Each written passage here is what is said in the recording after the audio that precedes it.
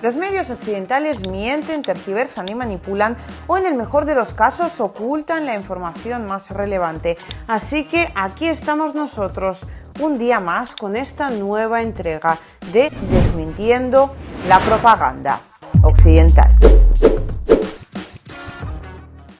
Ya han comenzado las primeras nevadas, hoy en particular ha sido la primera nevada en Moscú, así que estrenamos ropa térmica y en particular me gusta también para llevarla sin más, de modo que bueno, pues no os asustéis, es que simplemente, pues por un lado es para no pasar frío y por otro lado simplemente me mola mucho el estilo. Y en cuanto a las nevadas, si algunos todavía no habéis visto el vídeo de ayer, pues os vuelvo a recordar que he abierto otro canal que va a ser de carácter 100% personal, mientras que aquí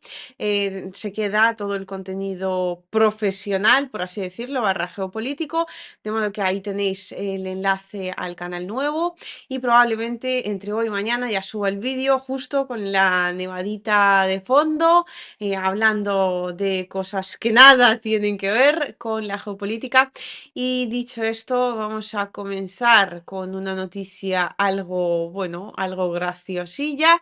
También aprovecho para felicitar el día 12 de octubre a todos los españoles. Sí, ya sé que estamos a 14, pero bueno, lo importante es llegar. Además, yo voy un poquito cargada, así que me vais a disculpar. Eso por un lado. Y por otro, lo gracioso de la noticia consiste, y aquí casi que recuerdo mi época antigua de grabar vídeos desde el coche y comentar los desmanes del gobierno de España, que a todo esto sigue siendo absolutamente el mismo. Y aquí lo tenemos, este 12 de octubre celebramos una España diversa, solidaria y comprometida con el progreso. Un país que mira al futuro sin olvidar lo que nos une, porque juntas y juntos seguimos creciendo y avanzando. Feliz día de la fiesta nacional de la hispanidad. Obviamente, absolutamente nada. La fiesta es cierto que tiene bastante contenido político y la han comentado tanto en España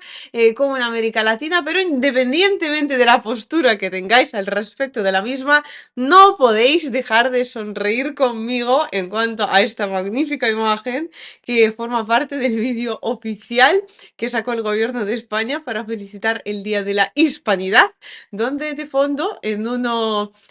pues de los pequeños vídeos que han utilizado para crear semejante obra artística aparece el Parque Gorki de Moscú. Con lo cual no sabemos si es que España tiene pensado de ir hasta las fronteras de la Federación de Rusia, si es un guiño a Vladimir Putin directamente, o si es que el gobierno de España está invitando a la Federación de Rusia directamente hasta sus fronteras para crear algo así como la comunidad autónoma rusa de Marbella. Pero bueno, sea como fuere, ya veis que los equipos de marketing no siempre andan acertados. Y en cuanto a lo que nos ocupa, ¿no? Que es lo que está ocurriendo en el frente, que a todo esto es una noticia que no da risa para nada, una serie de noticias de hecho, y vamos a comentar en primer lugar pues lo que está ocurriendo en términos particulares en cada uno de los frentes. Principalmente hablaremos del frente de Kursk y también del frente de Toretsk, que es donde se están produciendo los avances más importantes del ejército ruso, y después vamos a ahondar también en la estrategia que está utilizando la Federación de Rusia y el problema que tiene el ejército ucraniano. A la vez tiene que ver con esa estrategia por un lado y no tanto realmente por otro, que les surgió, bueno, se ha vuelto absolutamente obvio, básicamente desde el año 2022, casi desde el comienzo de la operación militar especial, pero ahora lo estamos viendo en mucho mayor medida. En cuanto a lo que está ocurriendo en el frente, comenzamos con las imágenes. Primero vamos a ver las de la región de Kursk, donde a día de hoy el ejército ruso ya no solo es que esté avanzando, ya tenemos imágenes de confirmación de soldados rusos que se encuentran en la localidad de Olgavka. El Ministerio de Defensa de la Federación de Rusia ya ha anunciado, con lo cual entendemos, y viendo el mapa vemos que realmente el ejército ruso ha avanzado bastante más, pero entendemos que ya hace días, ¿no?, que se produjo la recuperación liberación de esa localidad por parte de las Fuerzas Armadas de la Federación de Rusia. Y si nos bajamos un poquito en el mapa vamos a ver ese caldero que en su momento comentamos que se estaba formando en Lyubimovka. Y claro, el problema es que a día de hoy ya sabemos a ciencia cierta que no ha habido orden de retirada desde la comandancia de las Fuerzas Armadas de Ucrania, con lo cual una parte de las unidades, bueno, pues han podido salir, ya sea debido a la rotación, ya sea pues debido, o sea, respondiendo, ¿no?, a toda una serie de factores,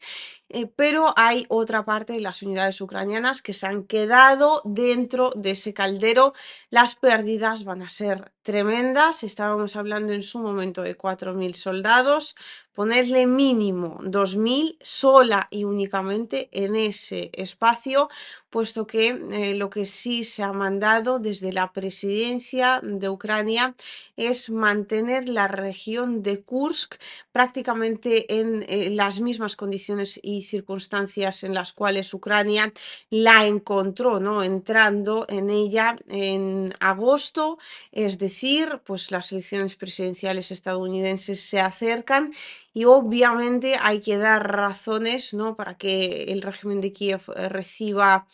cada vez más o al menos un mínimo de ayuda militar, la cual sin duda alguna probablemente termine recibiendo, pero también es cierto que para lograrlo las pérdidas están siendo absolutamente tremendas y en este sentido, si bien Estados Unidos seguirá presionando y seguirá ofreciendo esa ayuda militar a Ucrania, aunque bueno, veremos, ¿no?, qué es lo que pasa en el caso de que gana finalmente Donald Trump. También hay países que lo están dudando cada vez más y en este sentido, en cuanto a las pérdidas en personal, habría que añadir pérdidas en equipo militar y solo en las últimas 24 horas, fijaos, Ucrania ha perdido 7 tanques. Parece, ¿no?, que no es tanto, 7, pero si queréis ir a googlear cuántos ha recibido desde Occidente, de esos 7, 2 eran tanques occidentales, los Leopard alemanes, para ser exactos, y a día de hoy Alemania se está mostrando a todo esto bastante reticente a la hora de ofrecerle ningún tipo de ayuda a Ucrania y además está ya no solo pues dejando, ¿no?, de ofrecer más ayuda, sino que pues la que ya estaba pactada la está por momentos tratando de anunciar como ayuda nueva, sin embargo pues ya fue aprobada casi que el año pasado y veremos si al final termina llegando o no y me imagino que tendrá que haber una cierta presión estadounidense mediante, ¿no?, para tratar de desbloquear este asunto. Eso por un lado, y por otro lado tenemos la situación en el frente de Toretsk, donde a día de hoy las formaciones rusas están avanzando en cada vez mayor medida. Y esto, pues básicamente se traduce ya no solo en la pérdida de territorio por parte de las Fuerzas Armadas de Ucrania, sino en el hecho de que una vez más no hay orden de retirada por parte de la comandancia ucraniana y ya creo que lo anunciábamos, como que lo mencionábamos en los informes anteriores, pero ahora lo tenemos completamente confirmado. Está desapareciendo o ha desaparecido, incluso se puede decir, casi una brigada entera, concretamente la brigada número 150 de las Fuerzas Armadas de Ucrania. Y claro, ya sabéis que cuando un soldado se declara como desaparecido no hay que pagar ningún tipo de indemnización a su familia, de modo que, bueno, pues esa es una de las herramientas que el ejército ucraniano utiliza algunas veces para que los comandantes se queden con los sueldos de los soldados, pero la gran mayoría de las veces directamente para que el régimen de Kiev no tenga que pagar ni siquiera esas indemnizaciones. Eso por un lado, y a Toretsk realmente, pues ya lo estáis viendo, ¿no?, en las imágenes, le quedan unos días como muchísimo, bueno, como mucho quizás una semana, un par de semanas, pero yo creo que estamos hablando ya prácticamente y más bien de días. Eso, pues en cuanto a la situación general. Y en cuanto al tema estratégico que os prometí comentar, esto tiene que ver con el hecho de que la Federación de Rusia, y lo podemos ver en cómo está avanzando el frente, ¿no? Y cómo se están produciendo esas tomas de diferentes localidades por parte del ejército ruso, ha abandonado definitivamente una estrategia que a todo esto tampoco es que utilizara antes en demasía, pero ahora ha caído en desuso total. La estrategia que consiste en básicamente asaltar de forma frontal una localidad, o la localidad, ¿no?, que se quiera tomar en un futuro, y lo que se hace es rodear las localidades en cuestión, digamos, abrazándolas, sabemos, ¿no?, ya de esta estrategia de Caldero. Sin embargo, pues aquí es algo así como comer al elefante por piezas, por así decirlo. Es decir, necesariamente los primeros avances se hacen mediante primer trabajo de la inteligencia rusa, esas labores de reconocimiento de puntos débiles dentro de la defensa ucraniana. Después comienzan los primeros asaltos que necesariamente van a ir rodeando la localidad, aunque solo sea desde uno de los flancos, y después los avances como que se van, ese rodear, ¿no? Se vuelve cada vez más paulatino y también cada vez más amplio, y poco a poco se van cortando cachitos, estrechando, si se consigue avanzar por el otro lado ya fenomenal del todo, estrechando ese caldero o esas pinzas, como queráis denominarlo. Y aquí viene también el problema que comentábamos al inicio, que tiene el ejército ucraniano y que se ha vuelto absolutamente obvio y evidente, y es que el ejército ucraniano no sabe retirarse. Y ya no es que solo no sepa retirarse a tiempo, porque generalmente, y aquí hay que reconocerlo, se debe a una decisión absolutamente política tomada por parte del régimen de Kiev, por parte de Zelensky y compañía. Es decir, nada tiene que ver con la expertise militar de los soldados sobre el terreno, ni mucho menos sus comandantes, pero luego lo que estamos viendo en cuanto a la estrategia militar a la hora de retirarse, porque esto se ha realizado en más de una ocasión, prácticamente lo estamos viendo una localidad tras otra, ¿no?, que va tomando la Federación de Rusia. Ucrania está intentando llevar a cabo algo así como la retirada activa.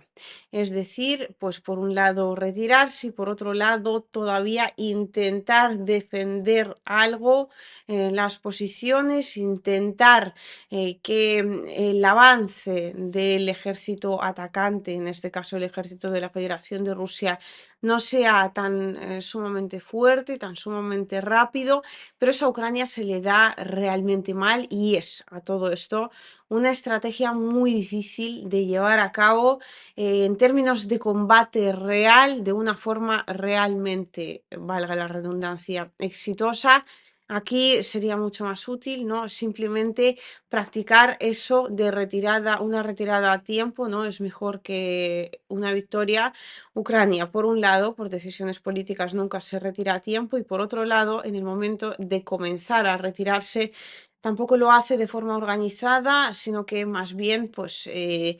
trata de proteger aquí, de defender allá, y lo que suele suceder es que pierde mucho mayor cantidad de hombres de la cual podría hacerlo en el caso de que esa retirada se organizara en otros términos. Eso por un lado. Y por otro tenemos al ejército de la Federación de Rusia, que justo lo contrario, ¿no?, con esa estrategia de no avanzar de frente, tratar siempre de ir pues por los flancos, cogiendo pequeños cachitos de terreno y después presionar. Esto es como, ¿sabéis?, cuando se intenta sacar grano, que no tiene nada que ver con ejemplo militar, pero yo creo que es el ejemplo más gráfico, ¿no?, porque se va como presionando para que salga todo lo que tenga que salir, que en este caso pues son las tropas enemigas, y claro, pues eso se traduce en mucho menor cantidad de pérdidas en cuanto sobre todo al personal militar, todo lo que es posible, ¿no? Ahorrar esas pérdidas en una situación de combate tan feroz y combate tan intenso que se está viviendo a día de hoy, particularmente pues, en la dirección de Donetsk.